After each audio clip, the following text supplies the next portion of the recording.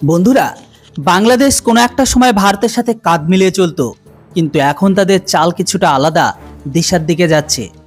যখন থেকে শেখ হাসিনার সরকার গিয়েছে আর মোহাম্মদ ইউনূসের সরকার এসেছে, তারপরে থেকে সবকিছু যেন বদলে গেছে। দেখে মনে হচ্ছে পুরনো বন্ধু রাস্তা বদলে দিয়েছে।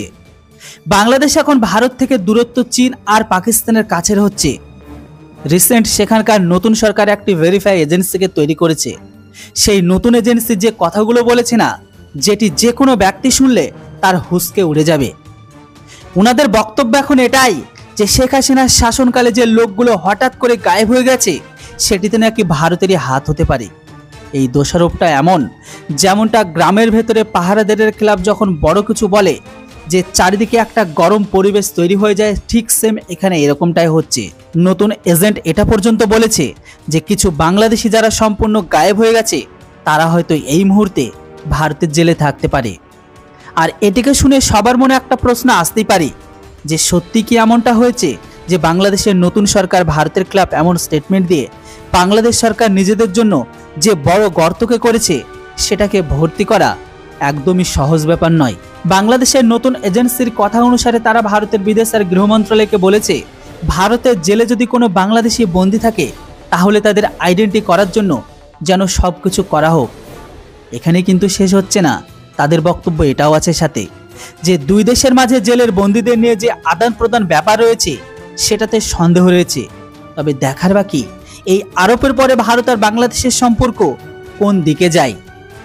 তবে এখন যেগুলো হচ্ছে সেটা কিন্তু সামনের দিনে অনেক কিছুকে বড়ভাবে পরিবর্তন করবে। ভাবুন, বাংলাদেশের জবরদস্তি গায়ে ভরা লোকের সংখ্যা যদি ৩,০০০-এর উপরে চলে যায়, তাহলে সেখানে পরিস্থিতি কেমন হবে। সেখানে শেখ হাসিনার বয়স প্রায় ৭৭ বছর হতে চলল। ৫ই আগস্ট ভারী প্রদর্শনের কারণে ভারতের ভেতরে স্মরণীত হয় তাকে, কিন্তু বাংলাদেশ হয়তো এটা ভুলে যাচ্ছে যে তাদের ৯০% প্রয়োজনীয়তা ভারতের উপরে নির্ভরশীল। একবার ভাবুন, ভারত যদি আমাদের নীতিতে জাস্ট কিছুটা পরিবর্তন করে দেয় তাহলে কি হবে। বাংলাদেশের জন্য সবকিছু কি ঠিক থাকবে? না, বাংলাদেশের পুরো স্ট্রাকচারই নড়ে যাবে। চলুন এটা বোঝার চেষ্টা করি যে এমন কি বদলে গেল। শেখ হাসিনা সরকার যাওয়া আর মোহাম্মদ ইউনূস সরকারের আসাতে বাংলাদেশের ঘরের ভেতরে যে গতিবিধি হচ্ছে সেটাতে চমকানোর মতো। মনে হচ্ছে নতুন নেতাগুলো ভারত বিরোধী গতিবিধিকে বাড়াবা দিচ্ছে। আর একটা বড় ব্যাপার এটাই যে সেই সমস্ত আতঙ্কবাদীগুলো আগে গ্রেপ্তার করা হয়েছিল, তাদের সবাইকে মুক্তি দিয়েছে নতুন সরকার। শুধু এখানে শেষ নয়, তাদেরকে মুক্তি দেওয়ার পরে প্রশাসনের পদেও তারা বসিয়েছে। শুধু এখানে শেষ নয়, তাদেরকে মুক্তি দেওয়ার পরে প্রশাসনের তারা পদেও বসিয়েছে। ভাবুন, ব্যাপারটা ঠিক এইরকম। গ্রামের ভেতরে যাকে চুরি করার জন্য গ্রেপ্তার করে জেলে ভরা হয়েছিল, এখন তাকেই সেই গ্রামের বা পঞ্চায়েতের প্রধান করা হচ্ছে। ভারতের নর্থ ইস্ট এলাকাতে যে গতিবিধির ঝলক দেখা যাচ্ছে, বাংলাদেশের তরফ থেকে আতঙ্কবাদীদের ওই এলাকাতে পাঠানো হয়েছিল যেন সেখানে অস্থিরতাকে আরও বেশি করে তৈরি করা যায়। চিকেন নেক করিডোর, যেটা ভারতের জন্য অত্যন্ত একটি গুরুত্বপূর্ণ জায়গা, তার আশেপাশে পরিস্থিতিকে গরম করার স্পষ্ট উদাহরণ বা কাজকর্ম দেখা যাচ্ছে তাদের তরফ থেকে। এখানে শেষ নয়, বরং নর্থ ইস্টের ভেতরে অল্প সংখ্যককে ভেতরে আরও উস্কানিমূলক কাজ করাচ্ছে তারা। বাংলাদেশের ভেতর থেকে উস্কানো আর এনএসএসএনের মতো পার্টিকে সমর্থন দেওয়া, তাদেরকে বাড়াবা দেওয়া, এই সব কিছু সেই খেলারই অংশ মনে হচ্ছে। তবে এখানে একটা বড় প্রশ্ন এটাও ওঠে যে ভারত এই সব কিছু গতিবিধির ওপর চুপচাপ থাকবে না, এর ওপর কোনো বড় অ্যাকশনকে অবশ্যই নেবে। যদিও বন্ধুরা, এর পরের অংশটা কিন্তু আরও ইন্টারেস্টিং।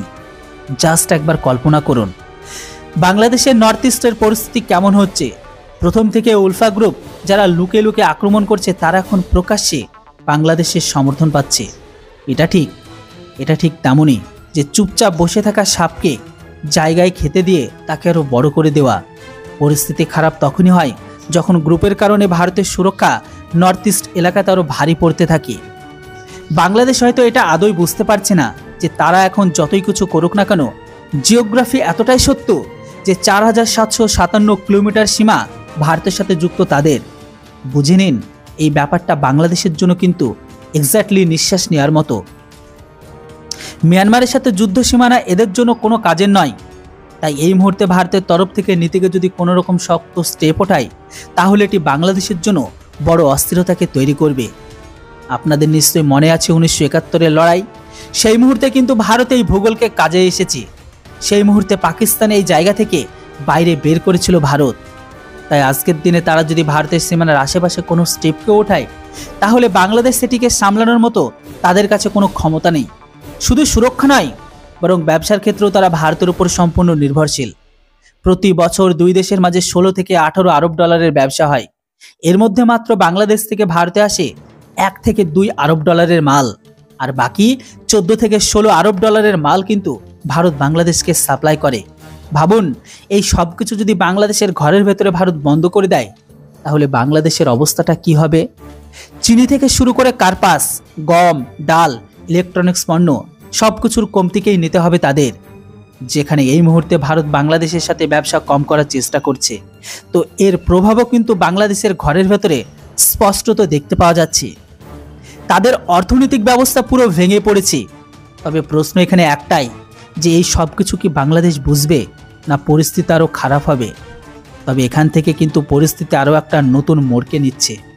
একবার ভাবুন, শেখ হাসিনা চলে যাবার পরে বাংলাদেশের অর্থনীতি ব্যবস্থাতে এমন ঝটকা খেয়েছে, যেমনটা একটা শক্তিশালী গাছ পুরো অন্ধকারে এসে তার সবকিছু হারিয়ে ফেলেছে। যাদের জিডিপি আগে 6.3% হিসেবে ছিল, সেটা গত কয়েক মাসে 4-এর নিচে চলে গেছে। আর ক্যাপিটা ইনকাম ব্যাপকভাবে লো। আর এটা এই কারণেই, কেননা বাংলাদেশের ব্যবসা সোজাসুজি ভারতের সাথে যুক্ত। যদি বাংলাদেশের মেন্স টেক্সটাইলের কথা বলি, তাহলে এটি বাংলাদেশের অর্থনীতিতে মেন শক্তি। বাংলাদেশের দ্বিতীয় বড় টেক্সটাইল এক্সপোর্টার। তাদের অর্থনীতি আর এক্সপোর্টের অবদান কিন্তু এটির অতুলনীয়। কিন্তু এখানে ভাবনার মতো বিষয় এটাও আছে যে এই কাপড় তৈরি করার জন্য যে সমস্ত কাঁচামাল বা মেটেরিয়ালসগুলো লাগে বা কার্পাসের দরকার, সেটা কোথায় থেকে আসে আপনারা জানেন? তো এর অ্যান্সার হচ্ছে অনলি ভারত। যেখানে ভারতের কার্পাস বিশ্বসেরা, তাই এই মুহূর্তে ভারত যদি ধীরে ধীরে তাদের কাঁচামালকে সাপ্লাই করা বন্ধ করে দেয়, তাহলে বাংলাদেশের যে টেক্সটাইলটা আছে সেটিতে সব কিছু বা তারই অস্তিত্ব হয়তো মিটে যেতে পারে।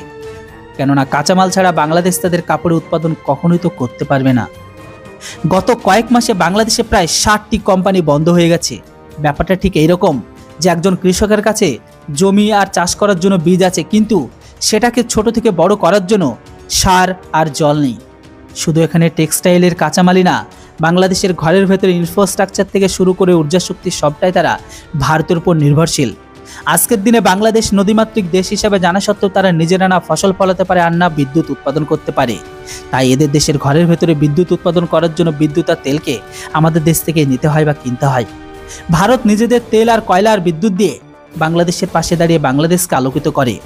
একবার ভাবুন, একদিন যদি ভারত এই সব কিছুকে স্টপ করে দেয়, তাহলে তাদের সব কিছু থেমে যাবে। গোটা বাংলাদেশে কালো আর কালো। তাই এই পরিস্থিতিতে সামনের দিনে বাংলাদেশের পরিস্থিতি কী হবে সেটা কিন্তু আরও জটিল।